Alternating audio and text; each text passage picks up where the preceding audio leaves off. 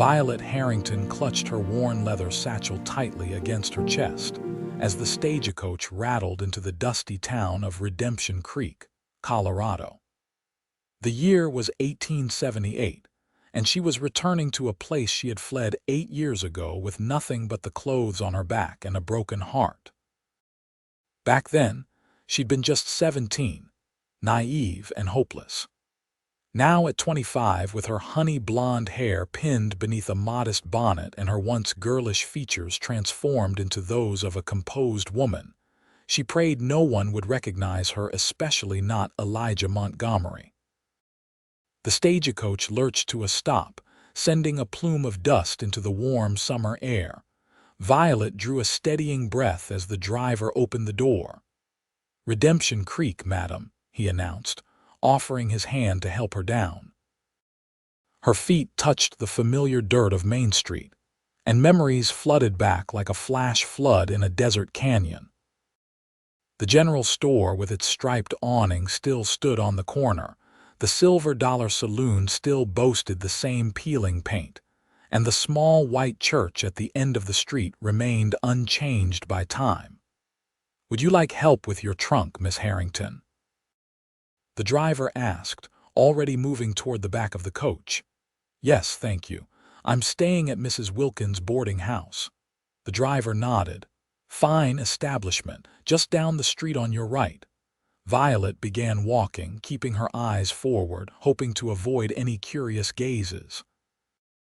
She had returned to teach at the town schoolhouse, a respectable position that had been offered through correspondence without anyone knowing exactly who she was. Her mother's maiden name had provided enough distance from her past, or so she hoped. As she passed the general store, the door swung open, and a tall figure emerged. Violet instinctively lowered her face, but not before catching a glimpse of broad shoulders, a strong jaw dusted with stubble, and the unmistakable silver star pinned to a leather vest. Elijah Montgomery had become the town sheriff. Her heart hammered against her ribs as she quickened her pace. The last time she'd seen him, he'd been a 20-year-old ranch hand with dreams bigger than the Montana sky. She'd been the banker's daughter, forbidden to associate with someone of his station. Their love had been fierce and secret until her father discovered them. "Excuse me, madam." The deep voice stopped her in her tracks. Slowly, Violet turned, keeping her face partially hidden by her bonnet's brim. "You dropped this," Elijah said, holding out a small handkerchief embroidered with violets, a gift from her grandmother that she'd kept all these years. She reached for it without meeting his eyes. "Thank you, Sheriff." His hand froze mid-air. Violet could feel his gaze studying her face, and she held her breath. "Do I know you?" he asked softly. "I don't believe so, sir. I'm the new schoolteacher." She finally looked up, praying the years had changed her enough. Time stood still as their eyes met. Recognition flickered across his face, first confusion, then disbelief. The handkerchief trembled between them, and then, against all her fears and expectations, Sheriff Elijah Montgomery smiled. It wasn't a smile of surprise or shock, but one of warmth that reached his eyes as if he'd been waiting for her all these years. "Welcome to Redemption Creek," he said, his voice steady despite the storm of emotions Violet could see behind his blue eyes. "Or should I say, welcome back," Violet rose. No one had called her by both names since she'd left. Only Elijah had ever used her full name, saying it sounded like poetry on his lips. "How did you know?" she whispered, aware they were standing in the middle of the street, potential gossip for any onlooker. "I'd know you anywhere," he replied simply. "Even if you lived 100 years and changed everything about yourself, I'd still know your eyes." Violet fought the urge to run. She wasn't that frightened girl anymore. "I should go. Mrs. Wilkins is expecting me." Elijah nodded, respectfully stepping back. "The town meeting to introduce the new teacher is tomorrow evening at the schoolhouse. I'll see you there, Miss Harrington." He tipped his hat and walked away, leaving Violet breathless and confused. There had been no anger in his eyes, no resentment for her sudden disappearance years ago. Just that smile, that impossible smile that suggested he'd been waiting for her all along. Mrs. Wilkins' boarding house was a tidy two-story building with lace curtains and a well-tended flower garden. The older woman greeted Violet warmly, showing her to a small but comfortable room on the second floor. "Dinner's at 6 sharp," Mrs. Wilkins informed her. "We keep respectable hours here." "Thank you. That sounds perfect." Once alone, Violet sank onto the bed, her hands trembling. She had prepared herself for many scenarios: being unrecognized, being discovered and shunned, even being asked to leave. But not this. Not Elijah looking at her as if the 8 years between them were nothing more than a brief separation. She unpacked her meager belongings, carefully arranging her teaching materials on the small desk by the window. Through the glass, she could see down to Main Street, where Elijah was speaking with the blacksmith, his posture relaxed but authoritative. The boy she had loved had become a man of standing. Dinner at Mrs. Wilkins' table was a quiet affair, with only 2 other boarders, an elderly gentleman who worked at the bank and a middle-aged widow who ran the millinery shop. Both were politely curious about the new schoolteacher, but neither showed any sign of recognizing her as the banker's scandalous daughter who had disappeared after the tragedy.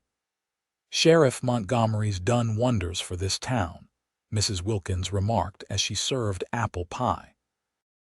"When he took over 4 years ago, we had trouble with cattle rustlers and drunken cowboys shooting up the place every other weekend. Now it's peaceful enough that decent folks can walk the streets any time of day." "He seems capable," Violet replied carefully. The widow, Mrs. Parsons, smiled knowingly. "And unmarried, though not for lack of interested parties. Half the eligible women between here and Denver have set their caps for him, but he never shows more than polite interest. Helena Parsons, the poor man is just dedicated to his work," Mrs. Wilkins chided, though her eyes twinkled with the same matchmaking gleam. Violet focused on her pie, unwilling to reveal how these simple comments made her heart race. She excused herself early, claiming fatigue from her journey. In her room, she opened her journal and began to write by lamplight. "I have returned to the place that both made and broke me. Father's bank is still standing, though under new ownership. The house where I grew up appears well maintained, but strangers live there now. And Elijah. He recognized me instantly, as if he's been looking at my face every day for the past 8 years. How can he smile at me that way after what happened? After what my father did to his family? After I left without a word?" The town meeting the following evening brought nearly everyone in Redemption Creek to the schoolhouse. Violet had spent the day preparing the classroom, arranging books and cleaning the dusty space until it felt welcoming. She wore her best dress, a modest navy blue with a white collar, and pinned her hair in a tight bun that she hoped conveyed seriousness and professionalism. Mayor Thornton, a portly man with an impressive mustache, introduced her to the assembled townsfolk. "We're mighty pleased to welcome Miss Harrington to our community," he announced. "She comes highly recommended from her teaching position in St. Louis, and we're fortunate she's chosen to bring her knowledge to our children." Violet stepped forward, smiling nervously at the sea of faces. She recognized many of them, though they had aged just as she had. Mrs. Cooper from the bakery, Mr. Jenkins who ran the livery stable, and the Peterson family with their 5 children, all looking at her with curiosity, but no recognition. "Thank you for your warm welcome," she said, her voice steadier than she felt. "I look forward to working with your children and becoming part of this community." As she spoke about her teaching philosophy and plans for the school term, Her eyes inadvertently found Elijah, standing at the back of the room. Unlike the others, he wasn't looking at her with mere curiosity. His gaze held something deeper, pride, perhaps, and something else she couldn't name. After the meeting, parents approached to introduce themselves and their children. Violet focused on memorizing names and faces, on being the composed schoolteacher they expected. But she remained acutely aware of Elijah's presence, still lingering as the crowd thinned. Finally, they were alone in the schoolhouse, save for Mayor Thornton, who was gathering his papers. "Miss Harrington made quite an impression," the mayor said to Elijah. "Don't you think, Sheriff?" "Indeed she did," Elijah replied, his eyes never leaving Violet's face. "I have no doubt she'll be an excellent teacher." "Well, I'll leave you to lock up, Sheriff," Mayor Thornton said, nodding to them both before departing. The silence between them stretched like an endless prairie. Violet busied herself straightening already neat rows of books. "You didn't have to change your name," Elijah finally said. "No one here would have held your father's actions against you." Violet's hands stilled. "Wouldn't they? The daughter of Harold Rose, the man who embezzled from his own bank and ruined half the businesses in town before killing himself. The man who had your father falsely arrested when he tried to expose the scheme." Elijah moved closer, his spurs making a gentle jingling sound on the wooden floor. "That was 8 years ago, Violet. People have moved on. My father was exonerated." "After spending 6 months in prison," she reminded him. "Your family lost your ranch because of my father, and none of that was your doing." His voice was gentle but firm. "You were a victim too." Violet finally looked up at him. The years had been kind to Elijah. The boyish charm had matured into handsome confidence. A small scar crossed his left eyebrow that hadn't been there before, and fine lines at the corners of his eyes suggested he smiled often. "Why aren't you angry with me?" she whispered. "I left without saying goodbye. I left you. You were 17, scared, and your world had just fallen apart," he said simply. "Where did you go?" "My mother's cousin in St. Louis took me in. I finished school there, then trained as a teacher." She hesitated. "I wrote you a letter." Elijah's eyebrows rose. "I never received it." "I never sent it," she admitted. "I was too ashamed, too afraid you'd hate me." "I could never hate you," Violet rose. He stepped closer, close enough that she could smell the familiar scent of leather and pine that had always been uniquely his. "Every day for 8 years I wondered where you were, if you were safe, if you were happy." "Why?" Her voice caught on the word.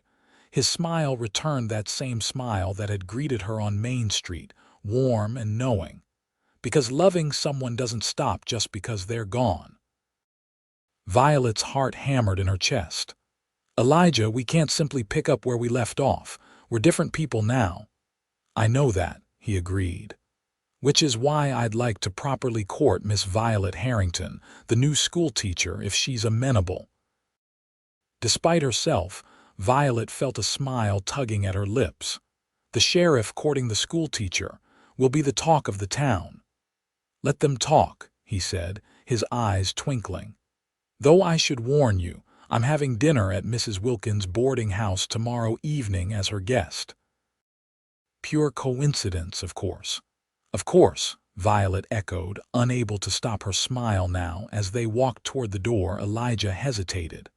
"There's something you should know. Your father's old house, I bought it at auction 3 years ago. I've been fixing it up bit by bit." Violet stared at him. "You bought my father's house?" Why, in the lamplight, she thought she saw him blush slightly. "At first, because no one else would touch it. People said it was bad luck." He shrugged. "Then, because it felt right somehow, like I was keeping a piece of you in Redemption Creek until you came back." "You couldn't have known I would return," she said softly. Elijah opened the schoolhouse door, holding it for her. "Couldn't I? Some things," Violet rose, "are simply meant to be." As they stepped into the cool evening air, Violet felt something shift inside her like a key turning in a lock that had been rusted shut by years of guilt and regret. She wasn't naive enough to believe that love alone could erase the past, but standing beside Elijah under the vast Colorado sky filled with stars, she allowed herself to feel something she hadn't in 8 long years: hope. The following weeks established a rhythm to Violet's new life in Redemption Creek. Each morning, she rang the school bell at precisely 8 o'clock, welcoming 23 children ranging from 6 to 16 years of age. She taught reading and arithmetic, history and geography, guiding young minds with a patience and enthusiasm that quickly endeared her to both students and parents. True to his word, Elijah began courting her properly. It started with that dinner at Mrs.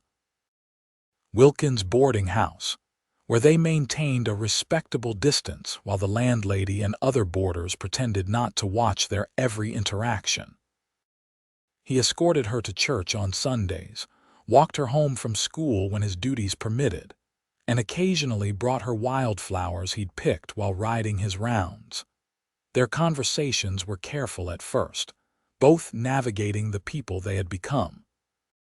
Elijah told her about his journey from ranch hand to deputy to sheriff, about the night he'd faced down the Clayton gang and earned the scar above his eyebrow, about his small cabin at the edge of town, where he lived alone save for his horse Thunder and a one-eared tomcat named Judge. In turn, Violet shared stories of St. Louis, of teaching in a crowded city school, of her cousin Martha who had taken her in and taught her to stand on her own 2 feet. But there were shadows they both skirted around the day her father was discovered, the public disgrace, the night she had fled with only a hastily packed bag, and the money her mother had secretly saved. It was on an unseasonably warm October afternoon, during a school picnic by Willow Creek, that the past finally caught up with them. The children were playing by the water under the watchful eyes of parents, leaving Violet and Elijah a moment of relative privacy beneath a broad oak tree. "Miss Harrington," young Tommy Jenkins called out, running toward them with something clutched in his hand. "Look what I found in the creek." He proudly displayed a smooth, unusually shaped stone that gleamed with flecks of what might have been gold. "That's a fine specimen, Tommy," Elijah said approvingly. "Might be worth having Mr. Wilson at the assay office take a look." The boy's eyes widened. "You think it's real gold, Sheriff?" "Only one way to find out," Elijah winked, and Tommy dashed off to show his friends his potential treasure. Violet smiled as she watched him go. "You're good with them, the children, I mean." "I like children," Elijah said simply. "Always thought I'd have a passel of my own someday." The comment hung between them, laden with unspoken meaning. Violet plucked a blade of grass, twisting it between her fingers. "I saw Mrs. Cooper yesterday," she said carefully. "She asked if I was related to Harold Rose, said I had his eyes." Elijah tensed beside her. "What did you tell her, the truth, that he was my father?" Violet took a deep breath. She just nodded and said, "Thought so. Shame what happened to him, but no child should bear their parents' sins." Then she gave me an extra sweet roll and told me my students speak highly of me. Relief softened Elijah's features. "I told you people have moved on. Not everyone, I imagine." Violet looked across the creek where Frances Miller, the former bank teller who had lost her savings in her father's scheme, was carefully avoiding looking in their direction. "And they have every right to their feelings." Elijah gently took her hand, a bold gesture in such a public setting. "Violet, do you know why I became sheriff?" She shook her head, distracted by the warmth of his calloused palm against hers. "After my father was released from prison, he was a broken man. The false accusations, the time away, it changed him. He couldn't go back to ranching, the land was gone. He took to drinking, picking fights. Elijah's voice grew somber. One night he got into an argument with a drifter at the Silver Dollar. The man pulled a knife and my father didn't even try to defend himself. Violet's free hand flew to her mouth. "Oh, Elijah, I didn't know." Few people connect that incident with what happened before. Sheriff Coleman was getting old, had a bad hip, couldn't keep up with the troubles brewing. I was angry, wanted to make sure justice was served right in this town. His fingers tightened around hers. But somewhere along the way, I realized something important. Justice isn't about punishment. It's about making things right, healing what's broken. A child's laughter rang out across the creek, momentarily drawing their attention to the simple joy of the present.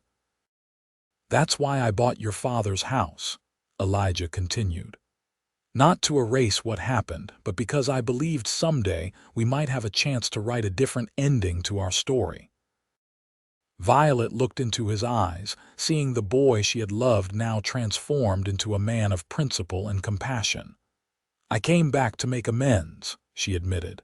"To face the past instead of running from it. I never expected to find you waiting." "I never stopped waiting," he said simply.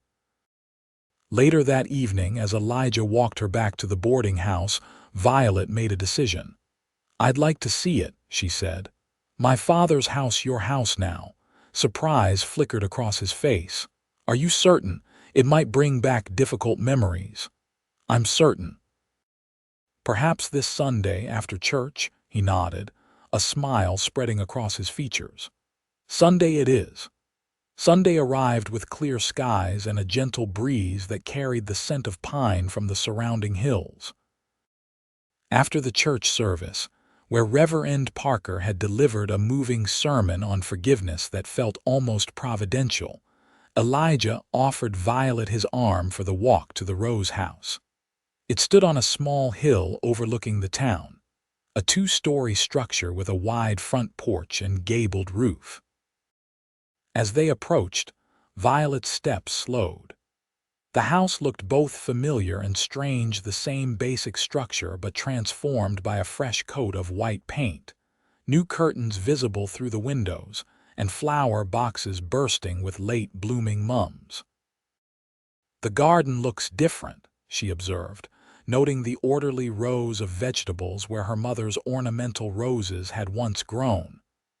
"Mrs. Peterson helps me with it," Elijah explained. "I'm not much of a gardener, but she was kind enough to teach me the basics in exchange for fresh vegetables." At the foot of the porch steps, Violet paused, memories washing over her, sitting on those same steps as a child, watching summer thunderstorms roll across the valley, her mother calling her in for supper, her father's proud smile when she'd mastered a difficult piano piece. "We can come back another time," Elijah offered gently. "No." Violet squared her shoulders. "I need to do this." The front door opened with a familiar creak that sent shivers down her spine. Inside, however, the differences were more pronounced. The ornate furniture her father had imported from back east was gone, replaced by simpler, sturdier pieces. The wallpaper had been stripped away, the walls painted in warm, earthy tones. "I hope you don't mind the changes," Elijah said, watching her reaction carefully. "The original furnishings were sold at auction before I acquired the property." "I don't mind," Violet assured him, running her hand along the smooth banister of the staircase. "It feels healthier somehow, less pretentious." They moved through the downstairs rooms, the parlor now a comfortable sitting room with bookshelves lining one wall, the formal dining room simplified with a solid oak table that could seat 8, the kitchen modernized with a new cast iron stove. "You've done remarkable work," Violet said sincerely. "It feels like a home again." Elijah's eyes brightened at her approval. "There's something I want to show you," he said, leading her back to the sitting room. From behind one of the bookshelves, he carefully retrieved a small wooden box. "I found this when I was replacing the floorboards in what I think was your father's study." It was hidden beneath a loose plank. Violet took the box with trembling hands. It was her mother's jewelry case, the one that had disappeared before the estate sale. Opening it, she gasped softly at the contents: her mother's pearl earrings, a cameo brooch, and most precious of all, the delicate gold locket that had contained miniature portraits of Violet and her mother. "I thought these were lost," she whispered, opening the locket to find the tiny paintings still intact. "I kept them safe, hoping someday I could return them to you." Elijah hesitated. "There's something else." He moved to his desk, unlocking a drawer with a small key he kept on his watch chain. From it, he withdrew a bundle of envelopes tied with faded blue ribbon. "My letters," Violet breathed, recognizing her own handwriting. "But how? I never sent them." "Your cousin Martha did," Elijah explained. "After you left St. Louis, she found them in your drawer and thought, well, she thought I deserved to know what was in your heart all those years." Heat rose in Violet's cheeks. Those letters contained her most private thoughts, her deepest regrets, her enduring feelings for the boy she had loved. "You've read them all." "Every word," he admitted. 100 times over. Understanding dawned on her. "That's how you knew I would come back. I wrote about it in my letters, my hope to someday return when enough time had passed." Elijah nodded. "When I heard the school board had hired a Miss Harrington from St. Louis, I hardly dared hope. But then your acceptance letter arrived, and Mayor Thornton showed it to me because he needed advice on arranging your transportation. I recognized your handwriting immediately." "So you've known all along I was coming," Violet said softly. "That day on Main Street you were waiting for me." "Every stagecoach for 3 weeks," he confessed with a self-deprecating smile. "The driver probably thought I was expecting a shipment of gold." Violet laughed, a sound so unexpected and pure that it seemed to brighten the room. She looked down at the letters in her hands, then back at the man before her. "I'm not the same girl who wrote these," she warned. "And I'm not the same boy who inspired them," he countered. "But some things don't change." Violet rose. He stepped closer, his eyes asking permission. When she didn't move away, he gently tucked a strand of hair behind her ear, his fingers lingering against her cheek. "I never stopped loving you," he said simply. "Not for a single day." The confession hung in the air between them, honest and vulnerable. Violet closed her eyes, leaning slightly into his touch. "I tried to," she whispered. "I tried to forget you, to build a new life without the past. But you were always there, Elijah. In everything I did, every choice I made, every dream I had for the future." When his lips met hers, it was like coming home after a long, exhausting journey. The kiss was gentle at first, hesitant, as if they were both afraid this moment might shatter. Then, as the years of separation melted away, it deepened into something more profound: a promise, a homecoming, a new beginning. When they finally parted, Elijah rested his forehead against hers. "Stay for supper," he murmured. "I make a decent stew, and there's apple pie from Mrs. Cooper's bakery." Violet smiled, her heart lighter than it had been in years. "Mrs. Wilkins will talk." "Let her," Elijah grinned. "Besides, we'll leave the front door open, completely respectable." As the afternoon faded into evening, they prepared the simple meal together, moving around the kitchen with an easy familiarity that belied their years apart. They talked of everyday things: his duties as sheriff, her students, the upcoming harvest festival. But beneath the ordinary conversation ran a current of deeper understanding. Over supper, Elijah shared his hopes for the town's future: a proper hospital, better roads to connect them to the larger settlements, perhaps even a railroad spur someday.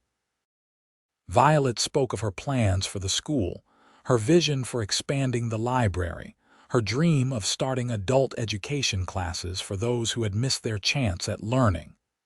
"You've built a good life here," Violet observed as they washed the dishes together afterward. "People respect you." "I've tried to be worthy of their trust," he said. "After everything that happened, I wanted to be part of making this town whole again." Violet passed him a plate to dry. "And have you made it whole?" Elijah considered the question seriously. "Mostly, but there was always something missing." His eyes met hers. Someone missing. As the sun began to set, casting long shadows across the porch, Violet knew it was time to return to the boarding house. They walked slowly, neither eager for the evening to end. "Will you come to the Harvest Festival with me next Saturday?" Elijah asked as they reached Mrs. Wilkins' gate. "As my official escort, I mean."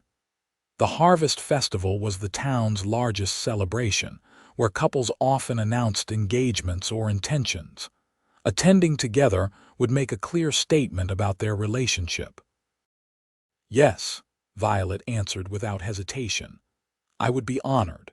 His smile, that same warm, knowing smile that had greeted her on her first day back, lit up his face. "Until tomorrow, then, Miss Harrington." "Until tomorrow, Sheriff Montgomery."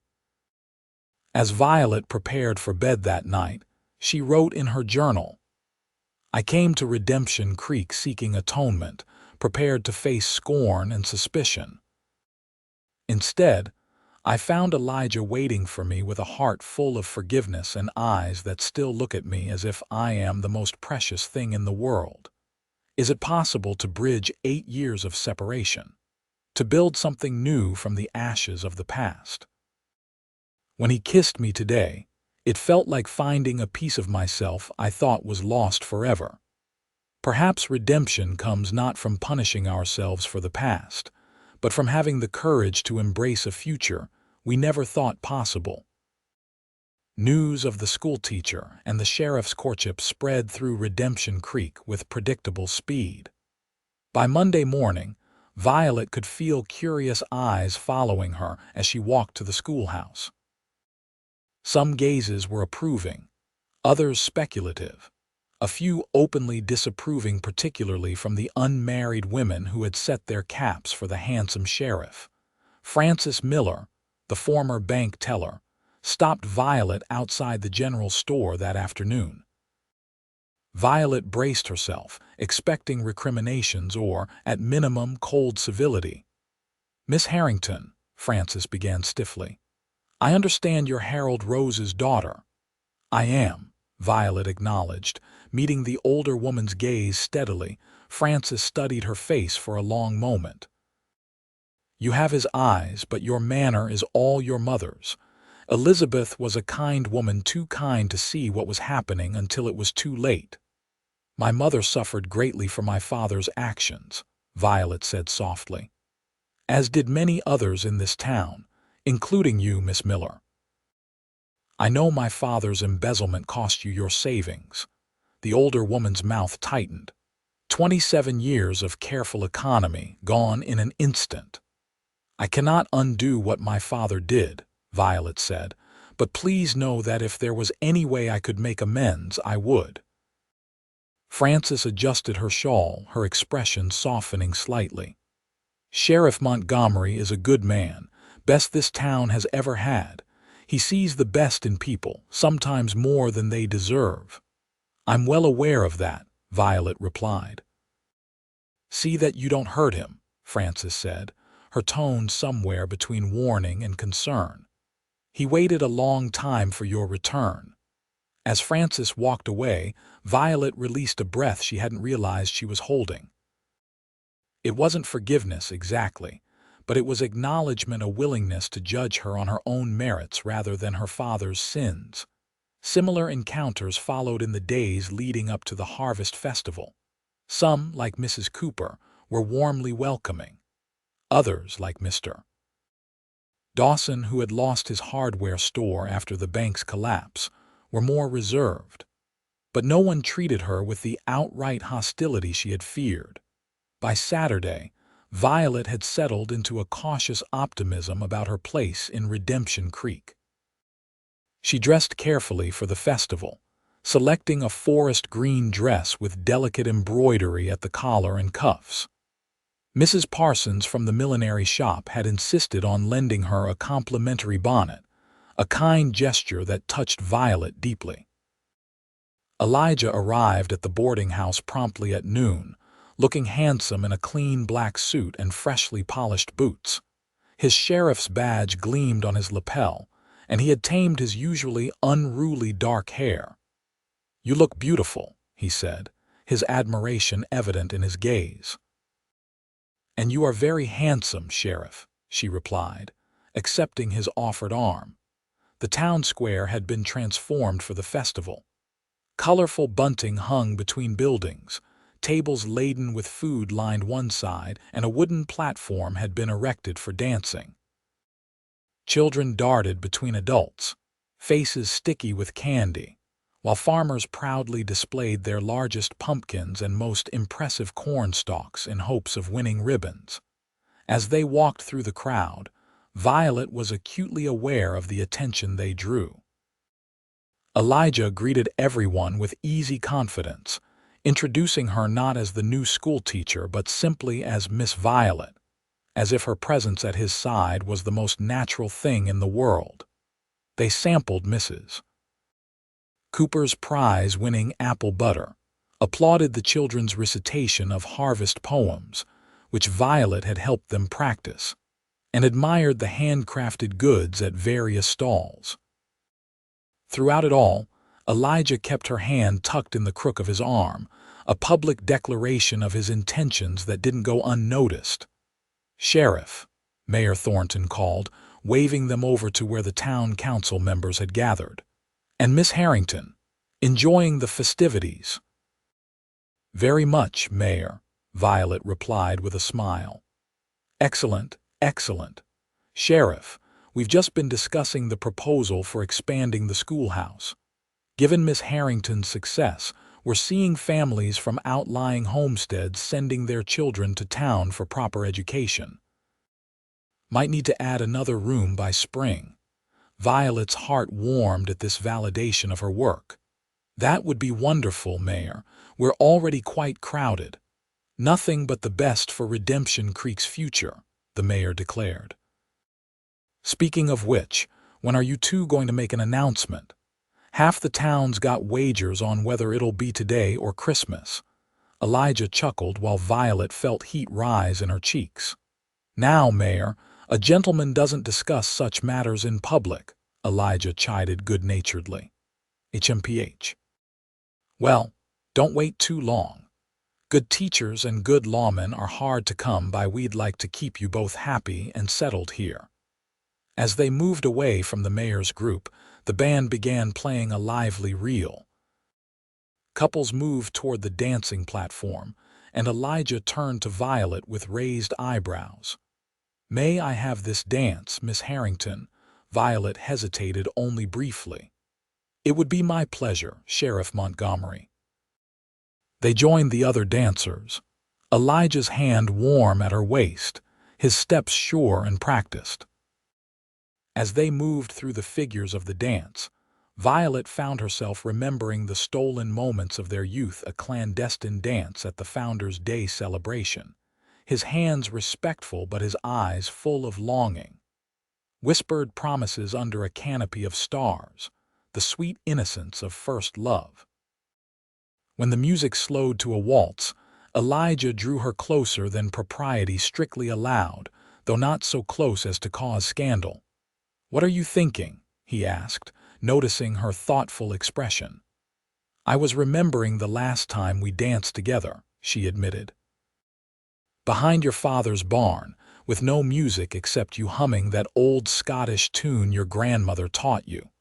A smile touched his lips. "I remember. You were wearing a blue dress and your hair was loose down your back. You looked like something from a dream." "We were so young," Violet murmured. "Young but not wrong," Elijah countered gently. "What we felt was real, Violet. It still is." As the dance ended, he didn't immediately release her hand. Instead, he led her away from the crowd toward the old oak tree at the edge of the square. Beneath its spreading branches, with the sounds of the festival providing a backdrop of cheerful noise, Elijah turned to face her. "I had planned to wait longer," he said, his voice low and earnest, "to give you more time to settle, to be certain of your feelings. But seeing you here today, watching you with the townspeople, with the children, I don't want to wait any more." Violet's heart began to race as he reached into his pocket and withdrew a small box. "This isn't your father's house or your mother's jewelry," he said. "This is something new, something that belongs only to us and the future we might build together." He opened the box to reveal a ring not ostentatious, but beautifully crafted, with a single pearl nestled in a setting of delicate silver leaves. "Violet rose," Elijah said, his voice steady despite the emotion evident in his eyes. "8 years ago, I promised I would love you forever. I've kept that promise through separation and uncertainty, through change and growth. I'm asking you now to let me keep it for the rest of our lives. Will you marry me?" Time seemed to stand still as Violet looked at the ring, at Elijah's hopeful face, at the life he was offering her. A life built not on forgetting the past, but on transforming it into something beautiful and enduring. "Yes," she whispered, then more firmly, "Yes, Elijah Montgomery, I will marry you." His smile was radiant as he slipped the ring onto her finger. "It was my grandmother's," he explained. "The pearl reminded me of you, something precious formed from adversity." When he kissed her, right there beneath the oak tree with half the town pretending not to watch, Violet felt the last walls around her heart crumble away. This was what redemption felt like, not the absence of past pain, but the presence of future joy. They returned to the festival hand in hand, and word of their engagement spread quickly. Congratulations poured in, along with knowing smiles and a few good-natured comments about "finally" and "about time." Mayor Thornton insisted on making an official announcement, raising a toast to Sheriff Montgomery and our beloved schoolteacher, the future Mrs. Montgomery. Later, as twilight descended and lanterns were lit around the square, Elijah and Violet stood together watching the townsfolk dance and celebrate. "Are you happy?" he asked softly. Violet looked up at him, at the face that had haunted her dreams for 8 years, now smiling down at her with such tenderness. "Happier than I ever thought possible," she answered truthfully. "Then that's all that matters," he said, squeezing her hand. "The rest we'll figure out together." As the harvest festival continued around them, Violet reflected on the journey that had brought her back to Redemption Creek.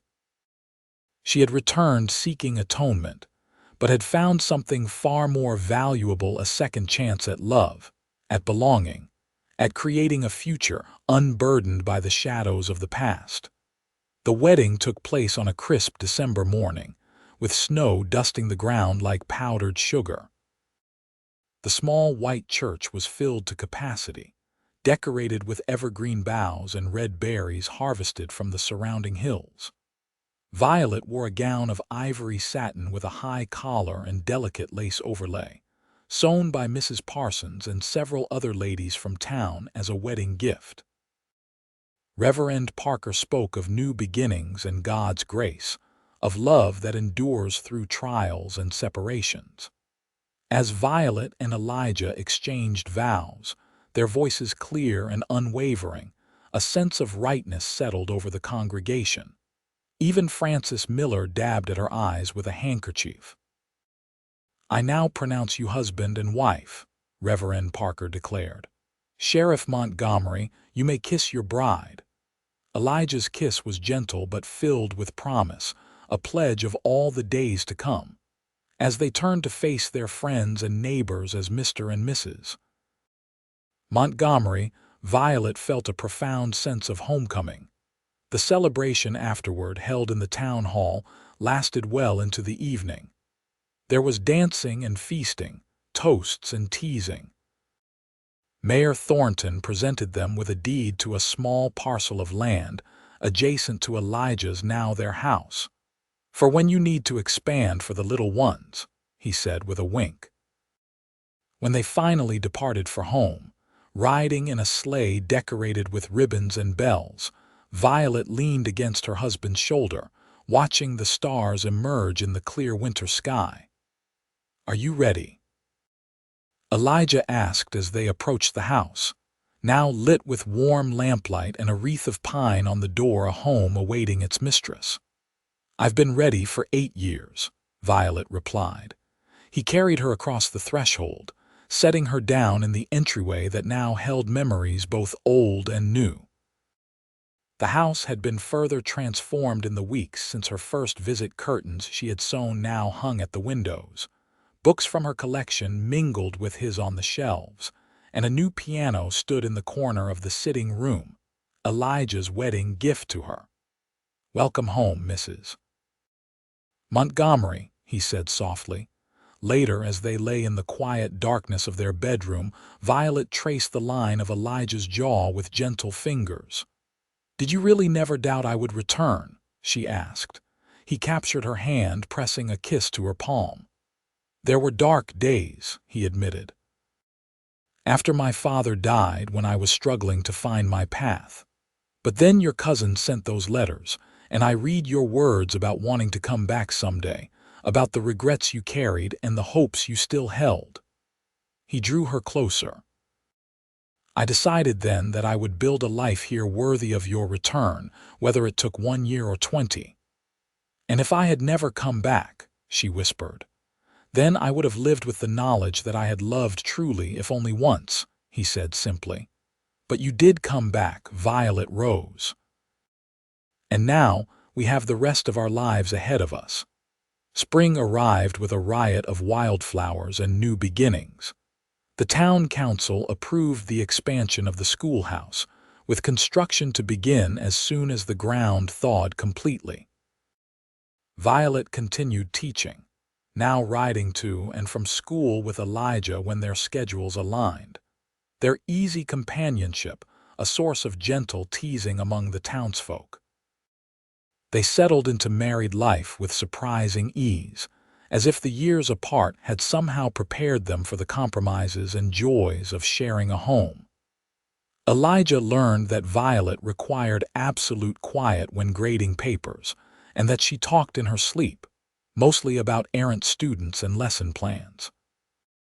Violet discovered that her husband couldn't abide burnt toast, but would eat almost anything else without complaint, and that he still hummed that Scottish tune when lost in thought.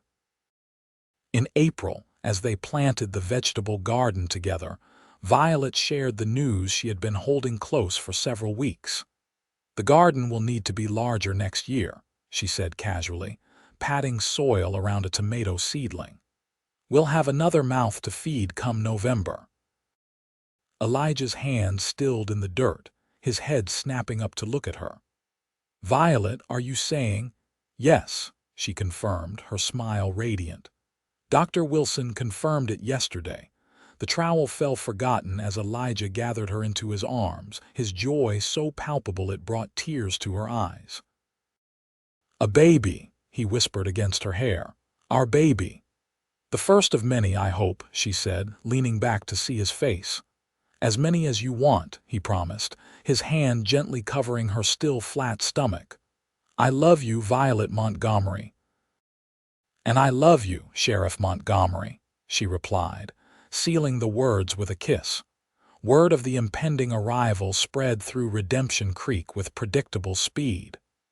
Mrs. Wilkins immediately began knitting tiny garments. Mrs. Cooper promised a steady supply of nutritious baked goods for the mother-to-be, and Mayor Thornton began lobbying for naming rights if the child was a boy. As her body changed with the growing life inside her, Violet continued teaching, determined to complete the school year. The children were fascinated by her expanding waistline, and she used it as an opportunity for impromptu biology lessons that scandalized some parents, but educated a generation of youngsters. Elijah became even more protective, checking on her between his rounds, installing a telephone line between the school and his office for emergencies, and reading every book on childbirth and infant care he could order from Denver. "You'll be a wonderful father," Violet assured him one evening as they sat on the porch swing, watching the sunset paint the hills in gold and crimson. "I hope so," he said, his hand resting on the swell of her belly where their child occasionally kicked or stretched.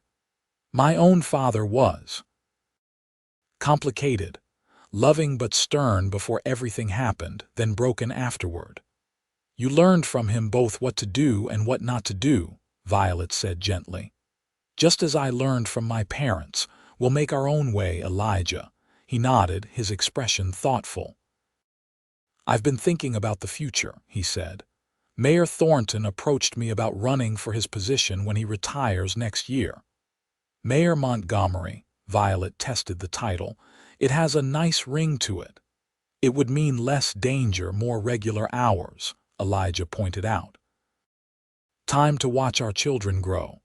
Violet leaned her head against his shoulder. "I think you would make an excellent mayor. You've already done so much to heal this town." "We both have," he corrected.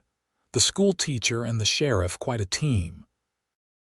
"The mayor and the schoolmistress," she amended with a smile. "Even better."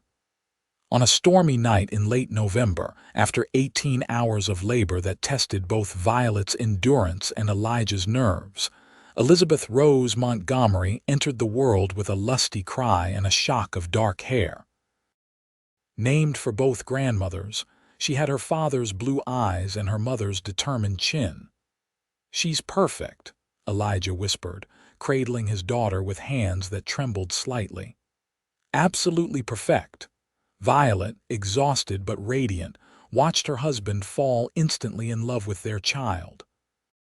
"She has your smile," she observed as the baby's lips curved upward in what the midwife insisted was just gas but looked remarkably like Elijah's signature expression. "Poor child," he joked, unable to take his eyes off the tiny face. "Let's hope she has your brains and beauty to compensate." As Elizabeth grew from infant to toddler, the Montgomerys' life expanded to accommodate her curious nature and boundless energy. Elijah won the mayoral election handily, bringing his vision for Redemption Creek's future to fruition with careful planning and genuine concern for all residents. Under his leadership, the town secured funding for a proper hospital, improved roads that connected outlying farms to the community, and even attracted the railroad spur that brought increased commerce and opportunity. Violet continued teaching until their second child was on the way, then reluctantly stepped back to focus on her growing family. She didn't abandon education entirely, however. She established a lending library in a corner of the town hall, began a women's literary society that discussed everything from classics to current events, and tutored adults who wanted to improve their reading and writing skills. When Thomas Harold Montgomery arrived 2 years after his sister, followed by twins James and Sarah, 18 months later, the house on the hill became a bustling center of family life. Elijah expanded it room by room, adding a nursery, then additional bedrooms, a larger kitchen, and finally a dedicated schoolroom where Violet could teach their children and others from nearby homesteads. 10 years after their wedding, as they celebrated Elizabeth's 8th birthday with a picnic by Willow Creek, the same spot where they had once discussed their uncertain future, Violet marveled at how completely their lives had transformed. Elizabeth, serious and bookish like her mother but with her father's gift for leadership, was organizing the younger children in a game of tag. Thomas, mechanically inclined and constantly curious, was examining the fishing rod Elijah had made him with meticulous attention to detail. The twins, still round-cheeked and mischievous at 5, were hunting for interesting stones along the creek bank under the watchful eye of Mrs. Wilkins, who had appointed herself honorary grandmother to all the Montgomery children. "What are you thinking?" Elijah asked, settling beside Violet on the picnic blanket.